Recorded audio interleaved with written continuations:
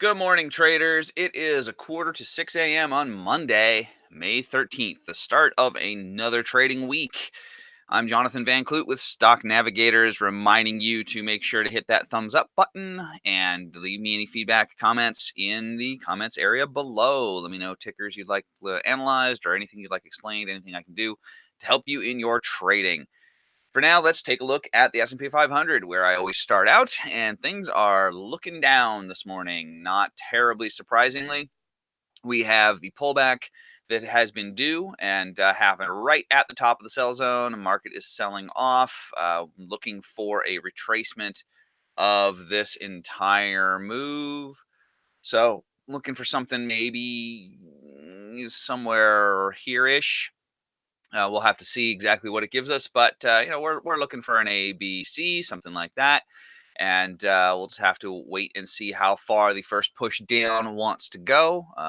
It's certainly looking bearish with all the tariff talks and everybody freaking out over the news and so forth. But the fact is, we were waiting for this. This was the next step. The next step was to come down.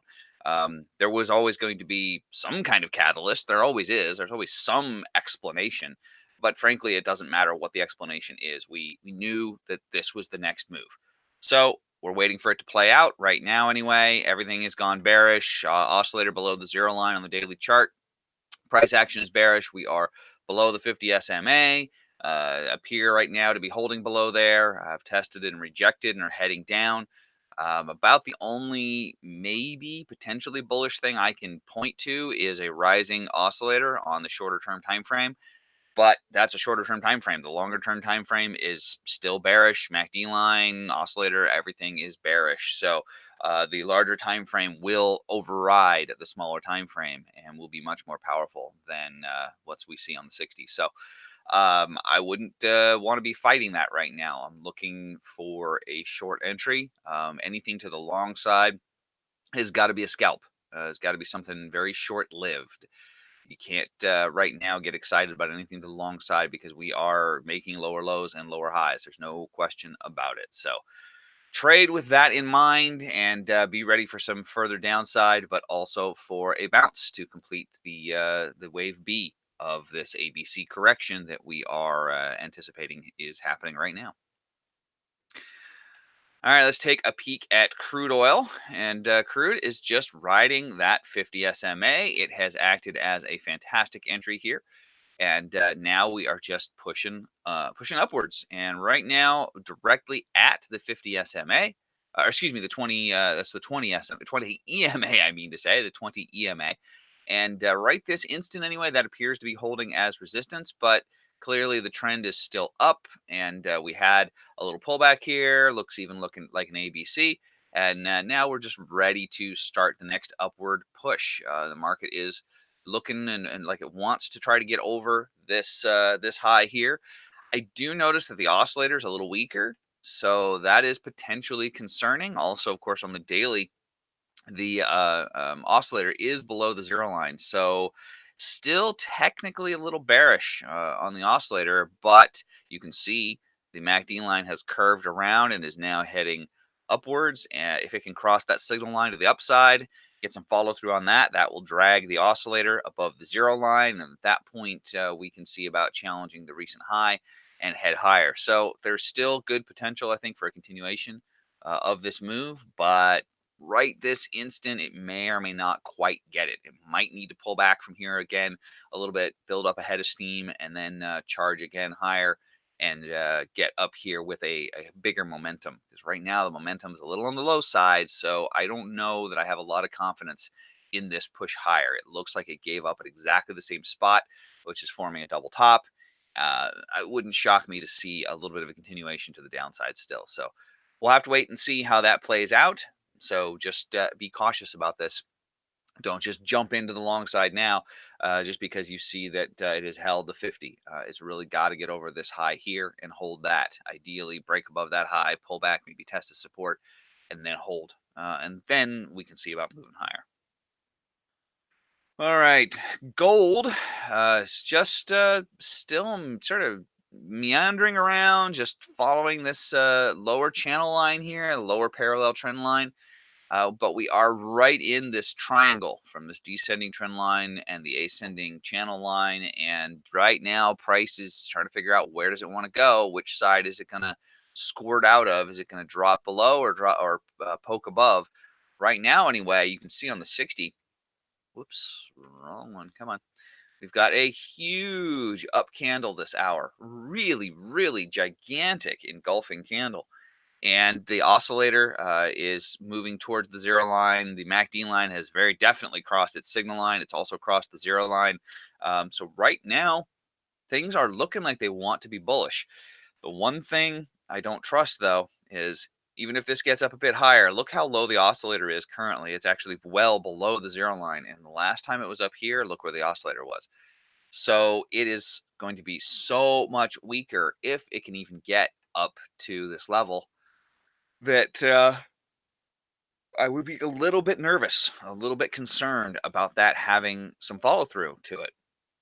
But the oscillator on the daily is heading towards the zero line. And if it can get above that and hold, then we could definitely see some follow through. So this is kind of a pivotal area. What happens with this huge candle? Do the sellers come along and just slap it down? Or do the sellers have nothing left in them? And now the buyers are going to be in control and take over and push for the next leg up. Given the nervousness and uncertainty in the markets right now, especially this morning, I'm not super shocked to see this happen. Gold is traditionally where people go in times of uncertainty in the market, and certainly right now would qualify as a time of uncertainty. So um, just trade cautiously at this point. I can't really get excited about a big long quite yet. It's looking like the potential is there. I like the way this is shaping up, but we've got to get over that level and hold in order to have any kind of real long term upside in gold right now. All right, let's take a look at natural gas. Natural gas has actually done what I talked about on Friday, which is it has broken just barely, but has technically broken this high. So the question we have to ask is, do we have, in fact, let me zoom in on this so we can see it a little bit better here. There we go.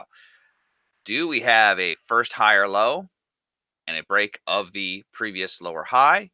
In which case we have the beginnings of a new uptrend. Do we see that here? It's a little tough to say with conviction because yes, technically price did break that level here, but it didn't hold. It came right back down again. Sellers pushed it back down, and now today we are dealing with, at the moment anyway, a red candle. It's not looking like the buyers have it in them to push it up higher. We had price poking higher here, but on an incredibly weaker oscillator. So just not really feeling this breakout right here as being the breakout. So trade cautiously here. We really need to see this market kind of work up a little bit more momentum, a little bit more steam to get through here. Maybe it pulls back a little bit. Maybe it even forms a third higher low, something, and then break higher. That wouldn't be unheard of. So right now, anyhow, we're looking kind of like a trend line along those lines here from these points, and just the price needs to just hold. As long as it holds a higher low and builds up some momentum and then goes higher, then we're talking about a new bull trend. And if the oscillator can continue to grow higher and get over that zero line, MACD line right now is bullish on the daily. On the 60-minute, things are a little bit bearish right this instant. Like I said, we had the weakening oscillator, and the MACD line crossed its signal line to the downside. MACD line is heading towards the zero line, so is the oscillator. So if things break below that, I definitely would expect to see a little follow through, see a bit of a pullback. But we just are watching to see, does a pullback maintain above this higher low? If it does, then we're golden. This is still the first higher low, and now we're talking about the next higher low, and the next move is the next higher high. If price comes down to break that low, but stays above this low, then we're also still okay. It's just that we are actually forming the real first higher low now. The question is, does this low hold as the absolute bottom low? And that's what we're expecting right now. We're looking to that as holding as the absolute low of the reversal here. So trade with that in mind. really, if you're looking to get long, you need a pullback. We're looking for a pullback, maybe, like I said, to form another higher low and then hold, or maybe it even holds right here at the 20 EMA. We'll have to wait and see, but that is what this is right now. This is a wait and see, in my opinion. But a long is definitely shaping up. All right, let's wrap up with Bitcoin, which is just on a ridiculous run. My chart actually shows a gap here, which is just an unfortunate artifact of TradeStation's default settings that I need to go in and tweak, which is they don't show Sundays. So this was Sunday, basically. Big, huge up day, and Bitcoin is just on a tear. I am surprised. I did not expect this. I saw the weakening oscillator as being a triple divergence, and I was expecting a pullback, form a higher low, and then go higher. We didn't even get that. We have shattered through the 7,000 mark. And oops, let me get some more data here so we can see a little further back. Let me go for, let's just go 2 years. I don't even think there's 2 years worth of data, but I'll take whatever data there is. There we go. All right. So we have rocketed through the 7,000 level. And right now we are right at this sell zone and kind of stopped right at the top of it. So we're also at the 361.8 extension of this initial move. So I'm definitely expecting this to run out of steam here very, very soon and give us that pullback, form a higher low, and then continue higher. So there's no question at all that an uptrend is in effect. Absolutely, no doubt. It's back into a bull market basically. So it just has to hold. So we need to see that pattern of higher highs and higher lows. We can't just go parabolic and go straight back to all-time highs at 20,000. That would not be healthy. That would be really just FOMO and sort of panic buying, if you will. We don't really want to see that. We really want to see a nice, healthy higher highs and higher lows and higher highs and higher lows. So that's what I am looking for. I am looking to this to run out of steam here, right around this level, most likely, and then pull back. But that being said, Bitcoin especially is a very emotionally charged market. And the fans of crypto, the fans of Bitcoin, a lot of times they will buy just on principle. No matter what happens, they will buy. So that could certainly contribute to Bitcoin sort of flying in the face of analysis and breaking higher anyway, even though maybe the analysis is saying that we don't expect that to happen. Right now, it's doing it anyway. I didn't expect this. I was expecting the pullback down around the 261.8 extension to happen, but it didn't.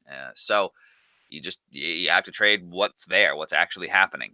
We do our best to project with technical analysis and indicators and all that, but hey, the market will do what it wants to do, and right now it wants to go higher. There's no question. So trade with that in mind, but just be really careful about this level. We're at the top of the sell zone, 361.8 extension. I'm expecting a likely pullback somewhere here. But again, crazy market. It can do what it wants. So we'll just have to wait and see how this plays out and try to take advantage of certainly buying a dip when there is a pullback because it's definitely looking like it'll be a higher low and then we're looking for the next higher high. So buy the dip, as they say. All right, let's take a final look at the S&P 500, and it has continued to the downside. You can see it really nicely here on the 60-minute time frame, and it is heading lower. That's just all there is to it. So the question is going to be, do we double bottom down here and have a nice bounce? We are at a former sell zone, kind of turned buy zone here. So this would be a good place for the bounce. So if we're looking for that ABC correction, I'm thinking, A, it would make sense right somewhere here, B, and then C, something like that. So keep your eyes open for that. That's what I am looking for. We'll have to see very soon what happens here. Opening bell is in a half hour. So it'll be an interesting one for sure. I'm going to go get ready for the premium trading room this morning. And for those of you who will be in there, I'll see you there. It's going to be fun. And for everybody else, I'll be back to do this again on Wednesday. So I hope you have a great day of trading ahead. I hope you have a great day tomorrow as well. And I'll talk to you again Wednesday morning. One more time, don't forget to push that like button, give us a thumbs up on the video, and throw any feedback you may have down in the comments below. I will look forward to seeing it. All right, everybody, take care and trade well. Bye-bye.